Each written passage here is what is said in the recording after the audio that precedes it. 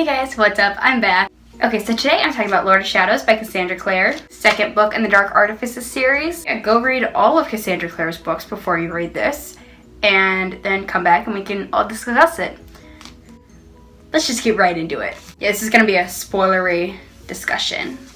So we find out Jace and Clary are on a secret mission involving fairies. That's pretty much all we know. We know Sebastian left a secret weapon with the fairies that could destroy all Shadowhunters. They didn't really talk about that the rest of the book, but like we really need to figure out what that is. We're probably going to in the third book. I feel like that's going to be important. Clary. Okay. And Clary tells Emma that she said no because Clary like has this feeling, but it's like more than a feeling. Like she knows she's going to die soon. So she doesn't want to like marry Jace and like have that burden of like just making him without a wife. I feel like we have to address that. Like that's definitely going to come back. Something's going to happen with that. The entire book, I was expecting Clary to die. She didn't. I think she's going to die in the third one. Kit gets his first rune. He's trained as a Shadowhunter and Ty gives it to him. I love the relationship between Kit, Ty, and Livy. Like they're just all so close. They work so well together. So the Centurons come to the Institute to try to find Malcolm's body and like investigate. And one of them is engaged to Diego. Zara. She's a bitch. So Gwen comes and he says that Carrion has been sentenced to death and he wants Mark to come help him save him. And they say they're not going to, but then, you know, they all end up going to Fairy and saving him, but I'll get to that later. Zara, like I said, she's a bitch. She wants to take over the LA Institute. I mean, she just wants her family to be part of any institute, and they're going after the LA one specifically. And they want to start a registry on Downworlders. They're super anti-Downworlders. I don't like them. Like the whole Dearborn family. So, Mark, Christina, Julian, and Emma all go to Fairy. When they go, they have to give up something, and they're told that they'll get something in return. And it's like something they want a lot. So Emma is told that she'll be able to speak with someone she loves or something. She'll be able to, it was something like that. So she goes to Fairy. They decide to save Carrion. They will do a duel to the death with one of the king's men. The king picks which one of them will duel, and he picks Emma, and then he has one of his soldiers go. So they fight, and this soldier is about to die. And then the king's like, well, finish him off. And then Emma takes off the helmet, and it's her dad. Obviously, like, she knows it's not actually her dad. It's, like, fairies can do that, but still, she, like, can't do it because, like, it's her dad. So, while all this is going on, sea demons, because there's this whole issue with, like, a surplus of sea demons, they attack the Institute. And Arthur comes out, and he fights, like, alongside everyone, like, for the Institute. And I thought that was really cool. Arthur was, like, really, like, lucid throughout this whole book. Like, he knew what was going on, except for a couple parts. Then Malcolm comes up. He's alive. I knew it. He says he was dead, but he used the Black Book's magic. And I wrote that down, like, at the very beginning of the book as, like, a theory I had. I was like, what if Malcolm really did die, which would explain all his spells, like, going away? What if he, like, used the Black Book's magic, like, just holding the Black Book, like, somehow resurrected him, which is pretty much what happened. John Cartwright is our first death of this book. We have a decent amount of deaths. John Cartwright is the first one. And I mean, I liked John Cartwright. Like, we don't see him in this, but we meet him in Tales from Shadowhunter Academy. And he's like, at first, he's like kind of an ass, but like, you kind of grow on him. And I was really sad when he died. So, the Lord of Shadows is the Unseelie King. So Arthur goes and sacrifices himself as Blackthorn blood for the ritual that Malcolm's doing. And I mean, that was really sad, but I also really liked it because Arthur, like, he's so, like, mentally unstable and he hasn't really been there and, like, done anything for them, but, like, he still went and sacrificed himself for the rest of his family. Yeah, the rest of that scene. So Annabelle is resurrected. Annabelle kills Malcolm, takes the Black Book, and then leaves. She was not having it. Back in Fairy, we're jumping all around right now. They make a deal with the Seelie Queen. She says if they bring her the Black Book, then she will be able to bring Helen home and end the Cold Peace. So they want to go get the Black Book and bring it to her. So anyway, they all go to the London Institute. They talk about this old woman, the maid there, like the cook, whatever, with red hair, named Bridget. There's a Bridget in the Infernal Devices with red hair who works for the London Institute. If it's the same Bridget, she's probably older than Tessa. Like, I think Bridget's supposed to be like a couple years older than Tessa.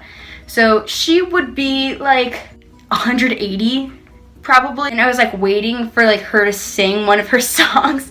I would be like, okay, if she sings one of her songs, then I know it's the same Bridget. But she didn't do that. I'm kind of disappointed, honestly. I wish she would have. Allusions to like the Infernal Devices or the Last Hours, like what we know of it, like some of the characters in there. There was one thing that said like JB plus LH, and that would be Jesse Blackthorne plus Lucy Herondale, characters from the Last Hours. Kit was like trying to steal books from the Institute, but he said some idiot named Will H inscribed his name in all of them. Like, there's just so many little things like that I thought was really cool. So Jessamine is like trying to make herself seen, but not all of them can see her. But she's like been trying to make everyone see her. Kit can see her, Evelyn can see her. Not everyone can see her. And it's kind of disappointing because I love Jessamine. Like, honestly, I know she made a lot of wrong, like, bad choices. She's a good person. She just was very misguided and made a couple mistakes. But, like, I like Jessamine. I've read the Infernal Devices through twice, and, like, I can't hate Jessamine. Like, I like her. I don't know. I do. Okay. So, in Fairy, Christina and Mark get this ribbon tied around their wrists, like, to each other. And then they cut it off immediately, but they get like bound to each other. If they go too far from each other, their wrist like starts to burn and bleed. About Malcolm, they find his diaries that started when he was like 8 years old. So apparently he was adopted by the Blackthorns as a warlock, and he fell in love with Annabelle. When like he was 8, he was saying stuff like that indicated he loved Annabelle. Ty, Livy, and Kit go to the London Shadow Market. And they meet a warlock who refers to himself as Shade, who basically saves their asses. Oh, Shade has green skin. He's very nice. He is clearly very familiar with the Herondale family. Well, I think it's Ragnar Fell. It's been quite a while since I read The Mortal Instruments, so I honestly don't even remember how Ragnar Fell died. I'll like have to go back and see like was there actual body evidence. So we get some kind of mention of Kit's mom. So I feel like we're gonna find out who Kit's mom is in the 3rd book, so I feel like it's someone like important. So we find out that Zara is taking credit for Malcolm's death. Apparently, in all of Zara's accomplishments, the only witnesses have been her best friends, no one else. So Jamie, Diego's younger brother, who was supposed to be pair body with Christina, shows up to the London Institute, and Drew like hides him.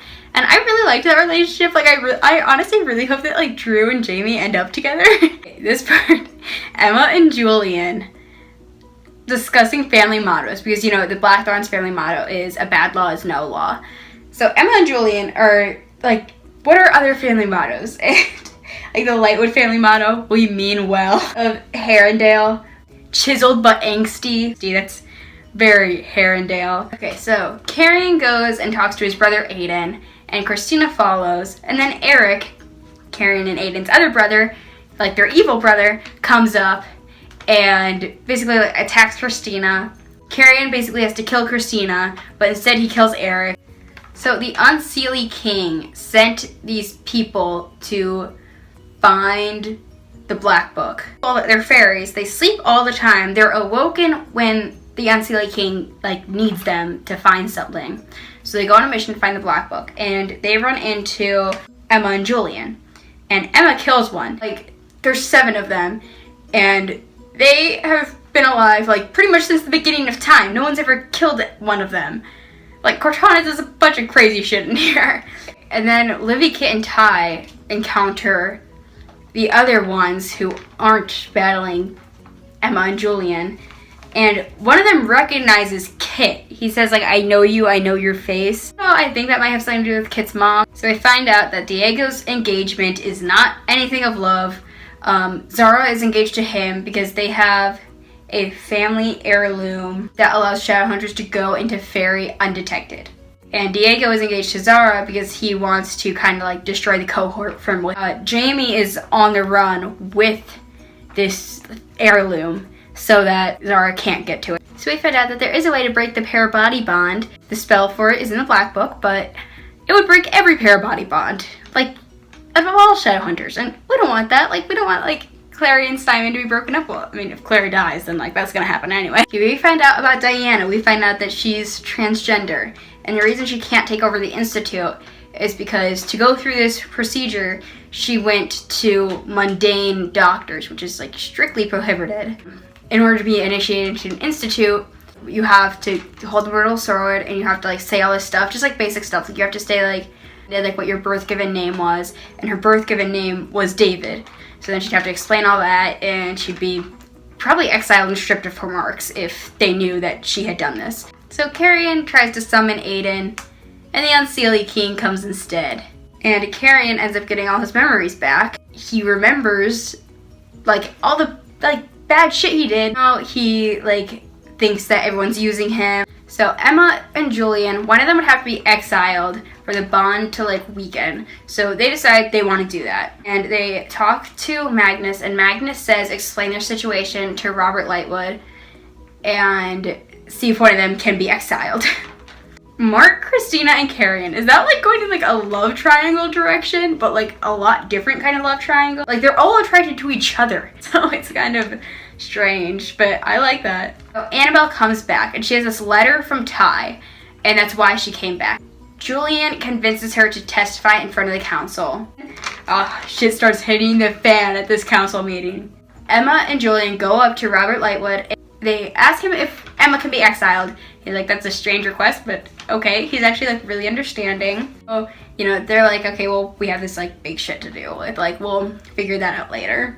Helen and Aline are able to attend the council meeting. I really like that. I really like both of them, like, from what I've seen. So I hope we see, like, a lot more of them. Okay, Magnus is supposed to be there, like, basically comforting Annabelle, but he passes out. He's, like, drained of energy lately.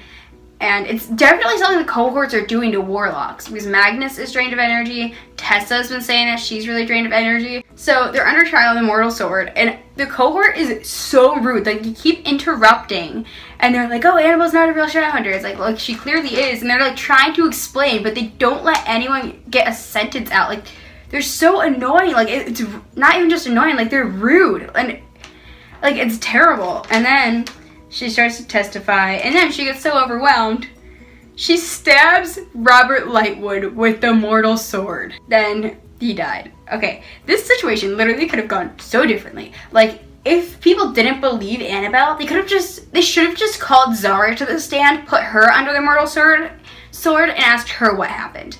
Then, like, an all-out battle breaks out. Like, Annabelle and Emma are fighting.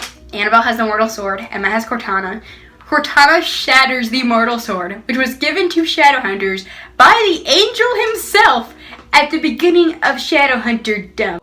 Annabelle stabs Livy. I love Livy so much. She was my favorite, like, she's my favorite Blackthorn. She might even be my favorite character, but she gets stabbed, and that's terrible. So Emma goes to kill Annabelle, and Annabelle turns into a shadow, like the Lord of Shadows. So there's, like, a mark of the Unseelie King where Annabelle leaves. Livy is dead. I refuse to believe this. I won't get into that. I just don't want her to be dead. So I've come up with a bunch of off-the-wall theories of how she can't be dead. Okay, so there's this clock. Like, every hour on the hour, the clock chimes, and there's, like, a legend that every time the clock chimes, the gates of heaven open. And, like, the last line of this book was, like, Livy was, like, just, I don't want to say dead. I refuse to believe she's dead. The gates of heaven opened, like, the clock chimed. I was not expecting that to happen. I was expecting Clary to die the whole time, but no, Livy died. I didn't cry. I was pretty surprised, because I did not see that coming at all. But, yeah. And then, like, it was so sad at the end, because, like, Alec went to his dad, and, like, because they had such a bad relationship, and they were, like, just mended it, like, in the past couple of years. And he was dead, and he was going to agree to the exile of Emma to, like, he was gonna help them, and, like, things were looking good. I feel like one of the cohort is going to get Robert Lightwood's position now, and, like, they won't be understanding of that at all. I do not want to wait 2 years for the next book. I can't do this. Okay, well, that's all for this video. I hope you enjoyed. If you did, leave a like, leave a comment. I post new videos every Sunday. Thanks for watching. I'll see you next week. Bye.